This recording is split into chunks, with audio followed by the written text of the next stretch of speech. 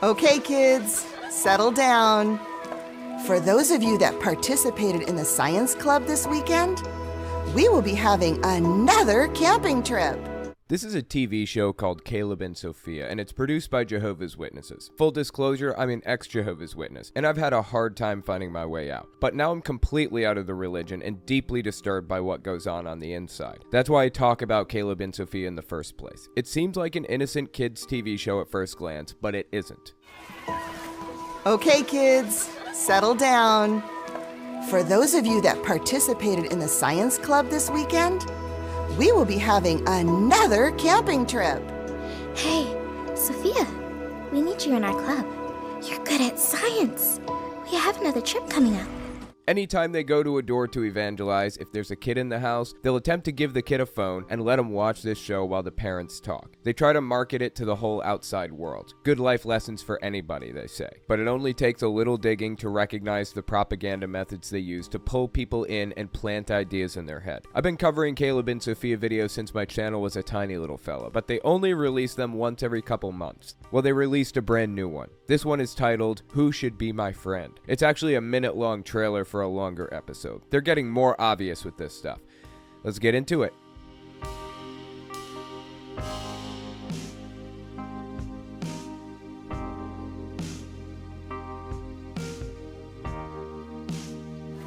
Okay, kids, settle down.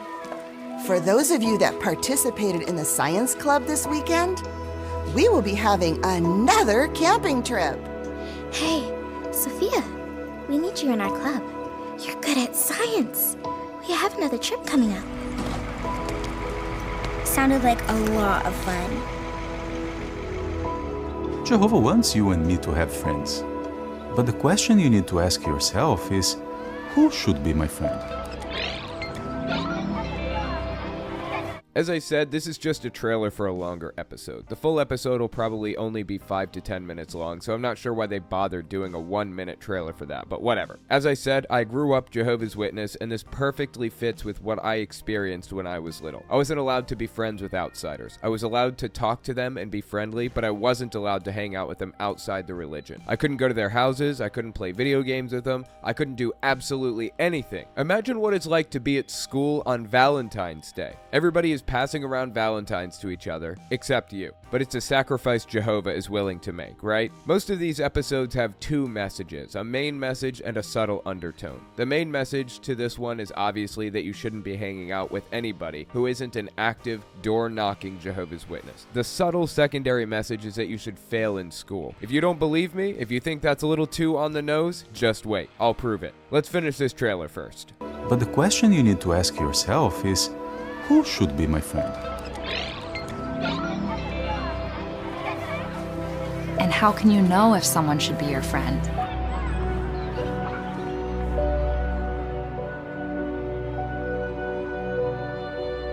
Jehovah, please help me find a good friend. Someone who loves you.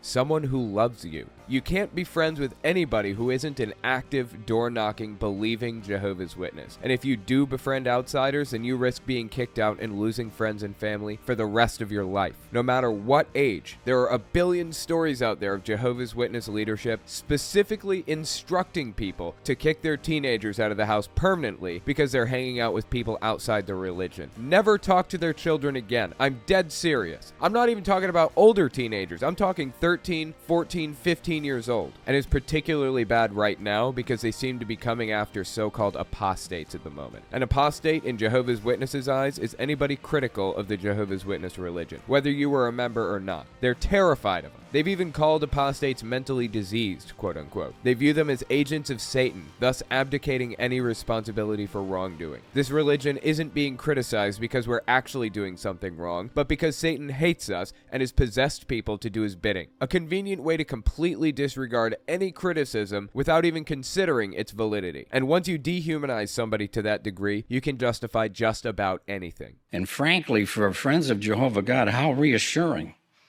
that they're finally going to be gone. All these despicable enemies that have just reproached Jehovah's name, destroyed, never, ever to live again. Now, it's not that we rejoice in someone's death, but when it comes to God's enemies, finally. So I thought this would be a nice memory aid to this verse stay in the mind. Here's what Jehovah's promising.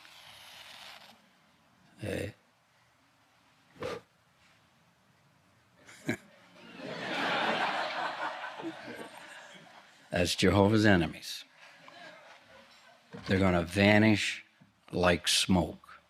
That's Tony Morris. He's one of 8 governing body members, somebody who calls the shots for the entire religion. If he wanted shunning to end tomorrow, this guy could do it. He is as high up as you get within this organization, and he's running around telling people about how excited he'll be when people like me are snuffed out like a match. That is unhinged. That's not even the whole thing. It's a 5-minute clip. I had to trim it down to 48 seconds, but trust me, he gets graphic about what he wants to happen to apostates. So graphic, in fact, that I probably couldn't even play it on YouTube. If you want to see the whole thing, I put it up on my Twitter account and linked it in the description. That's the message they're delivering to children with Caleb and Sophia videos. Not just Jehovah's Witness kids, them especially, but these videos are presented as good life lessons for anybody and shown at the door when they're evangelizing. They've been going after apostates a lot lately for some reason. They've been writing articles about them and releasing video after video after video. I guess they feel like it's an important enough message that they decided to teach it to children too, not just adults. Now let's talk about the undertones of this video. The obvious message is that you shouldn't be hanging around not just people critical of their religion, but non-Jehovah's Witnesses in general. That's disturbing enough. But remember how I told you earlier that I would prove to you that they want you to fail in school? Check this out. This is a fairly recent Caleb and Sophia video titled Make Jehovah Happy. How do you make Jehovah happy, I hear you asking? Watch this. Our text this morning, Proverbs 27:11. Do you remember what that says? Oh yeah, it says, "Be wise, my son, and make my heart rejoice." Good memory, Sophia. That scripture is talking about you. What you do every day, not only big things, but also small things you do, can make his heart rejoice.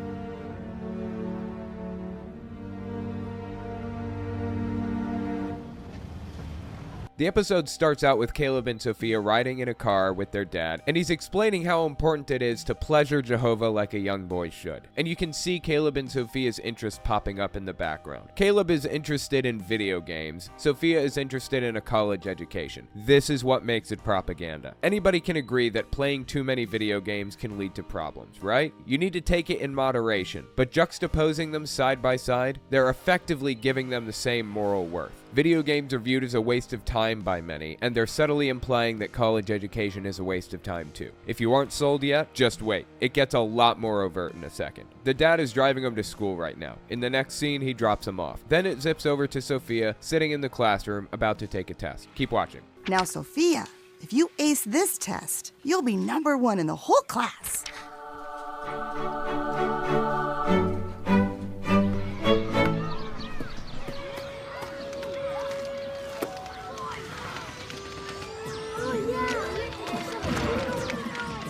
Once again, they're both faced with their internal struggles. Caleb's seemingly faced with his interest in video games, and Sophia is faced with the danger of succeeding in school. But video games aren't really the message for Caleb. It seems like that's the message, and that's what they want you to think the message is, but they subtly want to link Caleb's interest in video games with hanging out with non-Jehovah's Witnesses. If you don't believe me, I'll prove that one too. Just stick with me through it. Keep watching this.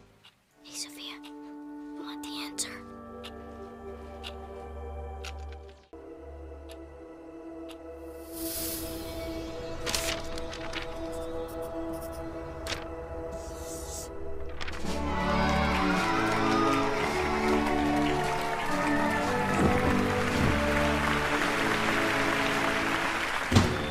And you too can have success.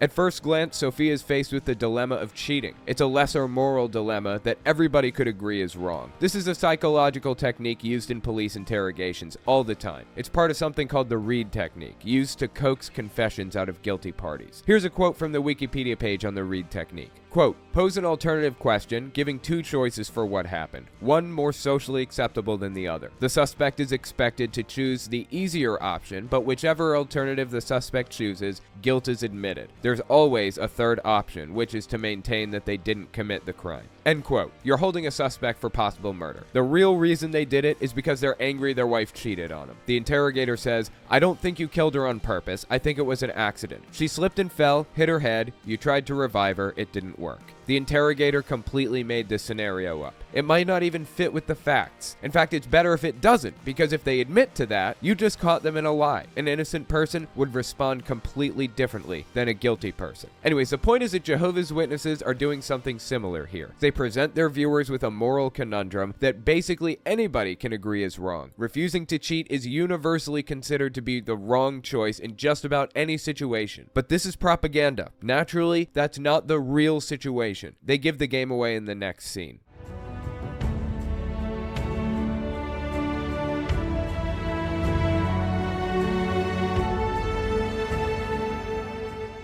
Not only did she not cheat, she didn't write an answer at all. She didn't even try. The message was to fail in school, and it was framed as the more palatable message of don't cheat on tests. That's what makes it propaganda. It's insidious and underhanded. It has an underlying message that isn't immediately obvious to the average viewer, but the person they want to receive the message got it loud and clear. In a second, we're going to take a look at Caleb's conundrum. Similar to Sophia's, it's presented as something completely different from what it actually is. Before we continue, I wanted to mention something. If you like what I do and you want to see me continue to do it, you can support me in a few ways. First, there's Patreon. That's probably the best way. But if you want to get something back for your support, you can check me out on Teespring. I sell all kinds of shirts and stickers and stuff on there. Or you can check out my other YouTube channels. I have my Fireside Chat channel where I talk about the intersection between religion and politics. I have my Telltale Unfiltered channel where I watch sermons and do long-form breakdowns of people like Jehovah's Witnesses, Kenneth Copeland, and others. Or you can check out my Telltale Reads channel where I read books by extremists. We just got through reading Greg Locke's book, This Means War, We Will Not Surrender Through Silence. Now we're reading a book called Donald Trump, the Son of Man, the Christ. Dude believes Trump is literally the second coming of Jesus. His reasoning gets absolutely wild. On top of that, every video stands independent of the rest. You can jump in at any point and listen to what he had to say, and I'll add the extra context from previous chapters if it's necessary. Anyways, check it out if it sounds interesting. All links are in the description. Okay, now let's take a look at Caleb's conundrum.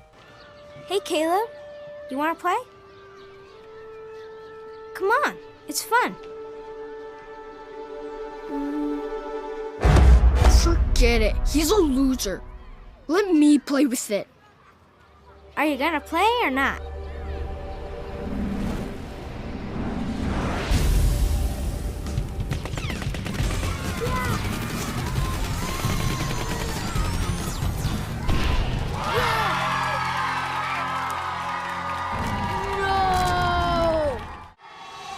Caleb, you gonna play? No thanks.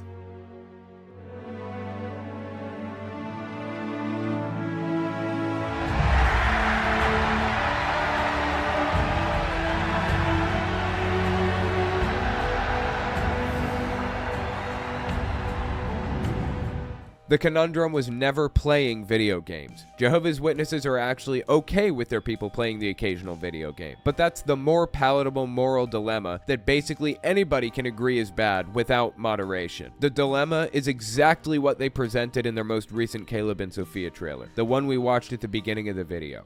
But the question you need to ask yourself is, who should be my friend? Boom. See the kids in the background playing the video game? You can even hear the video game sounds. And how can you know if someone should be your friend?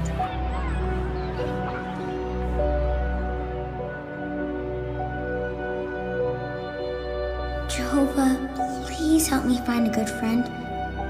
Someone who loves you.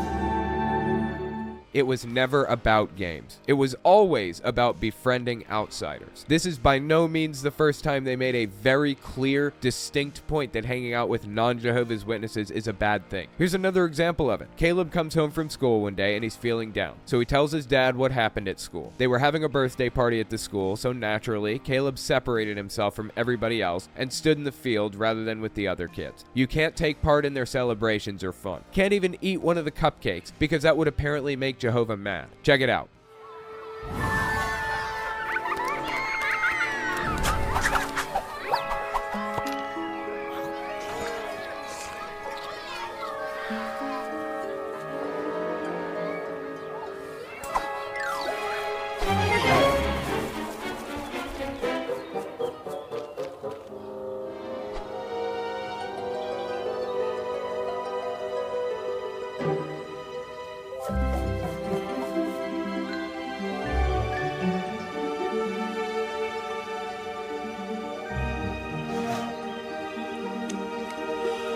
Hey, Caleb. Oh, hey, I was just, You can have it. Notice how he waited for everybody to walk away before going to the cupcake? In Jehovah's Witness culture, he's expected to stay separate from the rest of the group until the party is over. Don't let yourself be in a situation where somebody might think you're associating with the kids or taking part in the party. That would be wrong in Jehovah's Witnesses' eyes. So he waits for all the kids to walk away, and then he goes for the cupcake. You can have it. Wait! I thought he can't have it. yeah, which is it? I didn't want it anyway. But I thought the Bible says you can't. It says... Come on, what does it say? The answer? It doesn't say a word about celebrating birthdays. Jehovah's Witnesses give a few reasons for why they don't celebrate, but the primary reason they usually give is that birthdays always end badly when they're depicted in the Bible. Somebody always loses a head. Really, that's the reason they give. By that logic, nobody should have dogs either, because dogs are always depicted in a negative light. But that's neither here nor there. Anyways, he goes back to his dad and explained what happened. His dad says he needs to make it right, so the next day, he shows up and faces the kids down to explain why he doesn't want to eat the cupcake. Hey, guys!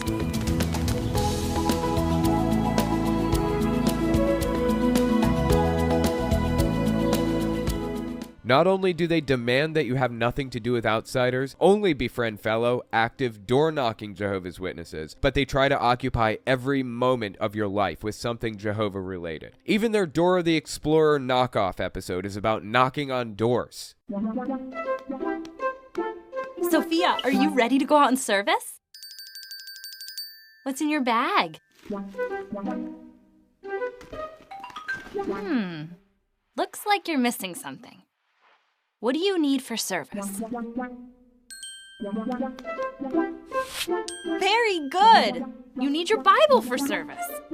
Do you need anything else?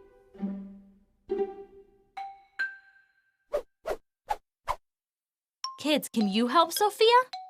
Which one does she need for service? Magazines! That's right, kids! Sophia, one more thing. How will you remember the people we meet? Very good! At least Dora is doing something fun in her fanciful treks across the galaxy or whatever it is she does. There's almost no time for fun, for being a kid. I know from personal experience. I grew up as one, and I'm still trying to unravel the damage they did to me. This religion has always been harmful since its inception, but as time goes on, they're getting more overt. For some reason, Jehovah's Witnesses are becoming more and more insular and warning their people about being friends with outsiders. To me, this is a sign they think Armageddon will be here any 5 minutes now. They're in the last days of the last days, as governing body member Stephen Lett says. So the events unfolding around us are making clearer than ever that we're living in the final part of the last days, undoubtedly the final part of the final part of the last days, shortly before the last day of the last days. It's a shame because the deeper they lock people into this, the harder it is for them to escape. I escaped this group 12 years ago, and it was hard enough when I did it. It's not getting any better, but that's why we have to keep working at it. Never give up. Anyways, that's all I've got for you. Thanks for watching, guys.